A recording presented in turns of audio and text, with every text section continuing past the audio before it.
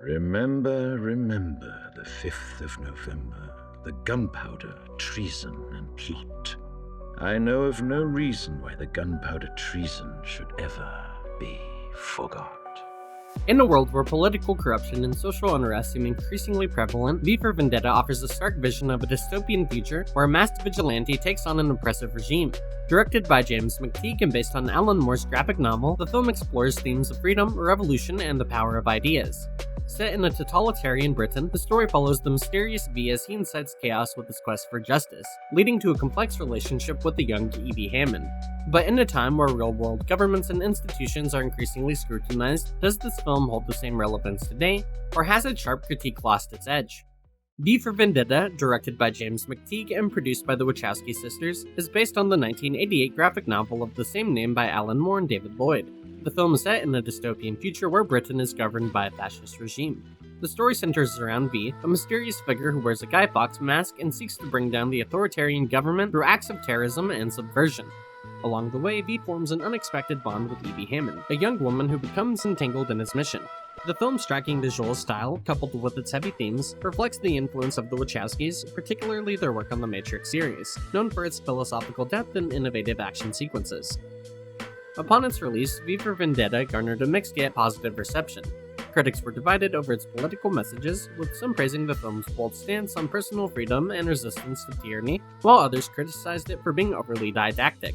The film resonated strongly with certain audiences, particularly in the wake of post-9/11 fears of government surveillance and control. The Guy Fawkes mask, a symbol of rebellion, would later become an emblem of various protest movements around the world, solidifying the film's place in modern political discourse. V for Vendetta had a unique and compelling production process, shaped by its distinctive visual style and bold political themes. James McTeague was a longtime collaborator of the Wachowski sisters. The film benefited from their experience and influence, especially in its action choreography and philosophical underpinnings. The film was shot primarily in the UK, using both grandiose set pieces and intimate close-ups. This was to highlight the stark contrast between the oppressive government and the personal transformations of the characters. The film's visual style draws from graphic novels and German expressionist cinema, creating a dark, stylized world that emphasizes the film's dystopian setting and oppressive atmosphere. The score, composed by Dario Marianelli, adds to the tone with its sweeping orchestral arrangements, heightening the emotional impact of key scenes. The casting of V for Vendetta also played a significant role in the film's success. Hugo Weaving, known for his roles in The Matrix and Lord of the Rings, brought a unique depth to the character of V despite never showing his face, relying solely on his voice and body language to convey the character's complex emotions and motivations. Natalie Portman, as E.B. Hammond, delivered a powerful performance, capturing the vulnerability and strength of her character's arc. Portman, who had shaved her head for the role, also underwent intense training for the action sequences, adding authenticity to her portrayal. The supporting cast, which includes Stephen Ray, John Hurt, and Stephen Fry, further bolstered the film's emotional and political weight. The film is really rounded out by its broader cast and allows for our two lead characters to stand out in stark opposition. V for Vendetta is a film that's hard to discuss without delving into broader, often political themes. The film's politics are clear, and if you're familiar with the Wachowski sisters' work, there's not much new to add. What's more pressing now, nearly 2 decades later, is the question of relevance. While Anonymous existed before the film, it's impossible to separate the two in modern discussion, especially considering how closely they are tied to the film's themes of rebellion and information disclosure. What stands out the most watching it today is the death of sincerity. The film is direct in its critique and what it stands for, which in hindsight feels like a reflection of an earlier, more honest cultural moment. Watching it, I couldn't help but think of the early internet. Today's social media is a different beast, where real engagement with society feels almost lost in the sea of performative acts. While these issues were around even in 2006, the difference in how youth culture engages with the world now, especially through social media, makes the film's straightforwardness even more striking. Somehow, people misread films even like They Live, when it blatantly tells you with a giant billboard and plain bold text what it's saying. While a section of the audience has definitely been able to understand what films like this have been trying to get across, I still think there needs to be some degree of handholding and wrapping it up in an entertaining comic book film. While I agree with the core messaging of the film in pretty much every aspect, there's also stuff in here that, regardless of if you agree with it or not, is usually an objective positive for society. You don't need an hour-long video essay or someone that agrees with everything in the film to tell you what is going on. It's worth watching because even from 2006, the film still holds up, and it's only really cringe in the sense of an audience member's lack of sincerity or unawareness of what the film actually is. It was a legitimate cultural phenomenon and part of the last era where we had some sort of monoculture. a time where people thought it was cool to want to say or do something important and meaningful. So if it's been nearly 20 years, or if you've never seen it, it's definitely worth going out of your way to watch. For the rest of the review, there will be spoilers, so if you haven't seen it, go watch it and come back. V for Vendetta follows the story of Evie Hammond, a young woman living in a dystopian future ruled by a totalitarian regime in Britain. After a chance encounter with the mysterious figure known as V, who wears a Guy Fawkes mask, she becomes involved in his quest to overthrow the government. V, a former victim of the regime's experimentation, has been orchestrating acts of terror to expose the corrupt leadership and ignite a revolution. As Evie becomes more deeply entwined with V's mission, she starts to uncover dark truths about her own past and the nature of the system she lives under. While the film is exploring V's personal vendetta, it's largely about the transformation of Evie from a passive individual to a symbol. A key turning point in the film is when V reveals the personal sacrifices he's made in his mission, and the extent to which he's been shaped by the regime's atrocities. The film does a great job of using V as a complex figure, not just as the masked villain, but as someone motivated by legitimate feelings, effectively calling into question the morality of his acts. His terror tactics are not only acts of vengeance, but are also symbolic strikes aimed at awakening the masses.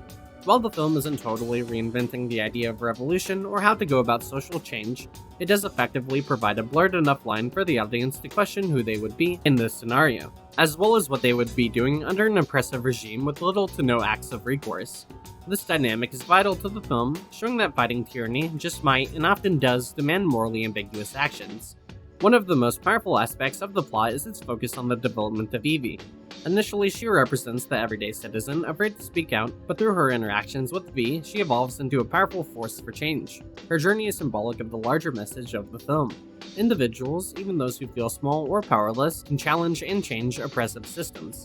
Evie's realization that true freedom comes from self-determination, not just revenge or violence, brings an emotional weight to the conclusion. While V passing on the mantle is playing with the broader message of the collective in invoking change in others than making yourself an example, it's also a character moment and a fact of the matter that the way he went about things is not a solution for every step in the process, and at some point compassion and treating your neighbor with love and respect is just as necessary to combat an oppressive regime.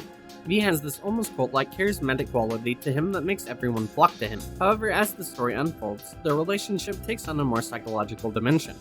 V's manipulation of Evie, particularly through the traumatic experience of her imprisonment and forced transformation, raises questions about the morality of his actions. While Evie initially views V as a liberator, she gradually grapples with the personal cost of revolution, realizing that V's pursuit of justice may be just as destructive as the system he seeks to topple. There are multiple ways to read the scene, but part of V's tragedy is a lack of self-awareness and complete disregard for social boundaries. In the film, the technical details play a crucial role in shaping its tone and atmosphere. The cinematography, led by director of photography Adrian Biddle, utilizes a mix of sharp contrast and dark moody lighting to reflect the oppressive dystopian world. The color palette is dominated by shades of gray and red, symbolizing the starkness of the regime and the fiery passion of rebellion. The use of the Guy Fawkes mask plays into the themes of anonymity and collective identity.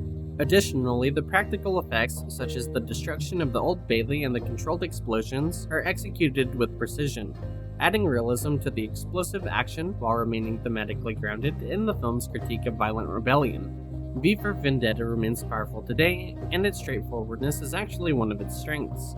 The film's clear and direct message about fighting oppression and reclaiming freedom still resonates, especially in today's world. It doesn't shy away from its political stance, which makes it feel authentic and impactful. Even if some might find it heavy-handed, its boldness is part of what makes it memorable and worth watching. If a similar film came out today, it would be weak or hollow, and there's a sincerity to V for Vendetta that allows you to just blatantly engage with the subject matter. I think it's worth watching even if you disagree with its methodology or exactly what it is saying, because in the film there are core messages underneath a generally entertaining package that are sort of just an objective good to be reminded of.